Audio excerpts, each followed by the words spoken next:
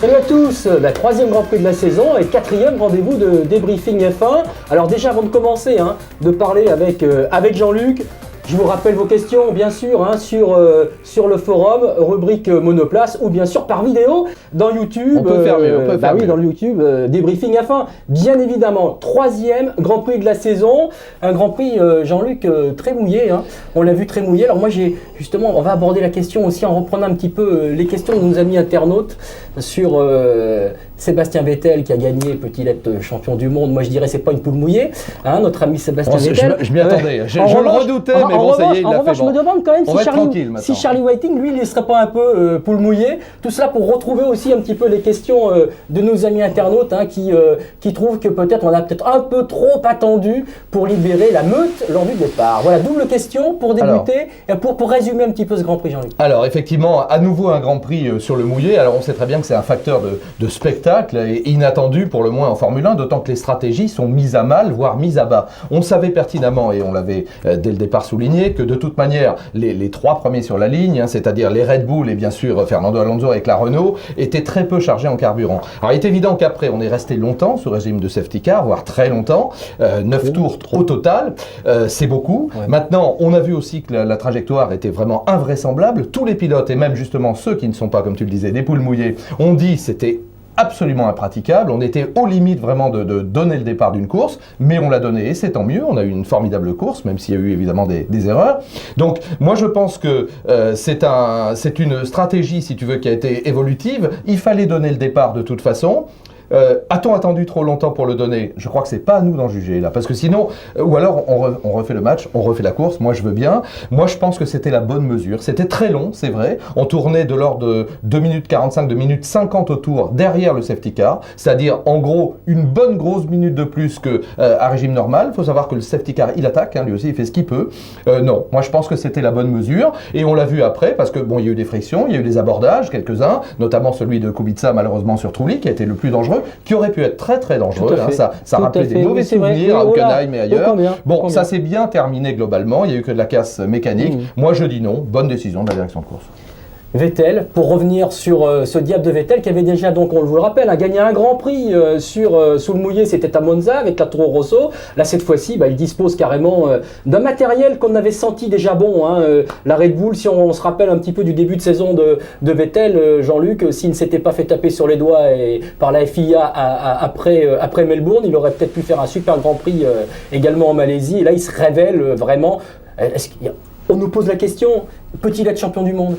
Alors je crois que c'est prématuré, on est toujours pressé effectivement. A-t-il le talent, a-t-il l'étoffe pour être champion du monde? Indubitablement oui, on le dit depuis longtemps, on en a eu confirmation l'an dernier avec Monza parce que personne ne le pense, je le sais, on n'a affaire qu'à des spécialistes naturellement dans des briefings F1, mais c'est encore plus difficile de gagner sur le mouillé, c'est encore plus difficile. Donc il faut des qualités absolument extraordinaires, ça n'est pas un élément modérateur. Donc gagner 2 fois comme il l'a fait là, en partant de la pole, etc., c'est une maîtrise absolument fabuleuse. On sait que Sébastien a la tête parfaitement bien faite et parfaitement froide, ça on le sait depuis longtemps puisque on le rappelle régulièrement, mais j'avais eu le privilège de l'interviewer, il avait 17 ans encore, c'était au Mans, et moi il m'avait littéralement bluffé à 17 ans par sa lucidité, par sa maîtrise, au-delà de son talent de pilote qu'il a à l'évidence. Donc il a l'étoffe d'un champion du monde, maintenant c'est beaucoup trop tôt pour dire si cette année il sera champion du monde, il dispose, tu le disais il y a un instant, d'un châssis extraordinaire conçu par Adrian Newey, qui pour moi est l'un des génies de la Formule 1, comme Ross Brown. C'est vraiment un bonheur de voir que là, sans Kers, sans justement diffuseur miracle, sans rien, et bien les voitures sont devant. Alors avec une stratégie audacieuse, c'est certes en poids, mais ça fait partie de la réglementation et c'est comme ça. Moi je dis qu'il a l'étoffe pour être champion du monde. Le sera-t-il dès 2009? Ma foi, ça va nous valoir un sacré suspense et des superbes batailles. Ouais, mais alors, ça Jean-Luc, le doublé Red Bull, c'est un petit peu, je dirais presque Renault qui rit puis Renault qui pleure, parce que Alonso c'est un petit peu raté avec la stratégie, et puis leur Nelsinho Piquet, encore une fois, je suis désolé de le dire, Jean-Luc. Nelsinho Piquet, fils de Nelson. Ah, du triple champion du monde. Je me souviens maintenant. Ouais, c'est lui. Alors lui, il a encore été un peu insignifiant. Non inexistant.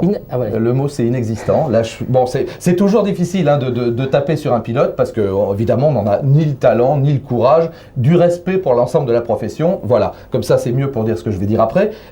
Indubitablement, après 3 Grands Prix, il n'a pas sa place en Formule 1, pas dans cette voiture. Renault travaille avec une seule monoplace, celle du magnifique double champion du monde. Alors c'est vrai que le pauvre Nelsinho, il est avec un calibre formidable. Il est avec Alonso, qui est un type génial, humainement, technologiquement. Il travaille avec les ingénieurs, il a l'équipe avec lui. Il n'avait pas le diffuseur, c'est ce qu'il a prétendu. Mais quand, en qualification, on réalise un temps 5 dixièmes moins bon que celui qu'on a fait en essai libre, et qu'après on prétend que c'est à cause de l'absence de diffuseur, non, je suis désolé, là c'est les bonnes raisons. C'est peut-être un garçon sympa, Nelsinho Piquet, mais là il n'est pas du tout à sa place. Et chez Renault, on travaille avec une voiture, ce qui est un handicap considérable. On l'avait déjà dit l'an dernier. Alors, moi, la question que je pose aussi, et j'ai connu quelques internautes qui la posent également, va-t-il y avoir du remue-ménage chez Ferrari? Parce qu'ils ont travaillé avec des voitures ce week-end, avec 2 pilotes ce week-end chez Ferrari. Alors évidemment, c'est trop facile, je vais refaire. Ils étaient là, Ferrari? Non. Hein? Là où McLaren a quand même progressé, on l'a vu et on l'a souligné également dès les essais, ils étaient là, notamment Lewis Hamilton signe le meilleur temps dans une des séances d'essais libres. Après, en qualif, ma foi, ils sont pas trop mal. Ferrari est pas trop loin derrière, je suis d'accord, mais avec une stratégie totalement différente. On sait que McLaren a emporté du carburant, justement, et puis en course, cette fois, McLaren est là, les 2 pilotes sont classés. Et d'ailleurs, preuve qu'on laisse les pilotes s'exprimer, c'est Kovalainen qui termine devant Hamilton, donc on n'a pas de visée encore, on n'a pas de stratégie pour le titre, chacun joue sa course, ils sont superbement bien battus. Moi, je pense que là, alors on en revient à Ferrari, il y a un vrai problème de fond. Déjà, il y avait eu déjà des explications qui avaient été houleuses et on a laissé du monde à la maison. Il y avait cette histoire de Schumacher, pas Schumacher, là, pas là, bon, pas là. Je pense qu'on n'est pas prêt de le revoir sur le bord d'une piste, à mon avis. Maintenant, on a vu que sans lui, c'était pas non plus bien meilleur. Je pense que Ferrari doit absolument se reprendre. Allez, je vais encore leur laisser Bahreïn. Mais alors, 0 point au bout de 3 Grands Prix, c'est quasiment du jamais vu pour Ferrari. On leur laisse Bahreïn, mais si jamais à l'arrivée en Europe, Ferrari ne revient pas aux affaires, là c'est gravissime. Ouais, parce que c'est Lanz 888 et Florian F1 qui l'évoque pour carrément un remue-ménage. On sait que déjà Luca Baldisseri, lui, a été plus ou moins écarté. Est-ce qu'il y en aura d'autres? C'est la question qu'on se pose.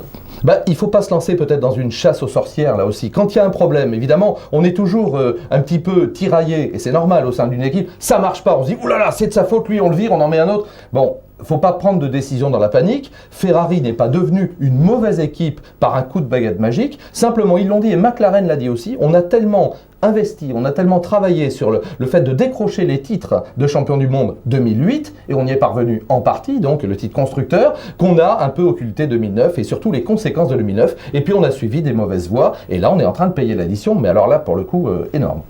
Alors, je vais vous informer d'un petit cadeau qu'on va bientôt vous faire, parce que vous savez, grâce à notre ami LFB, que l'on salue également, Sébastien Bourdet, il est chez les kangourous. Il est chez les kangourous, il saute. Et bon, Sébastien Bourdet, c'est le parrain de l'émission. Alors, on a retrouvé quelques petites images exclusives là qu'on va vous montrer sur un documentaire qu'on est en train de vous préparer pour le net, exclusif sur le net. Ça va être réservé à motorstv.com. Ça me permet d'aborder justement la course de Sébastien. Et là encore, Jean-Luc, si on compare les Sébastianes, parce qu'il y avait aussi Buemi à ses côtés, il s'est peut-être pris un nouveau petit coup sur la tête, notre ami Seb.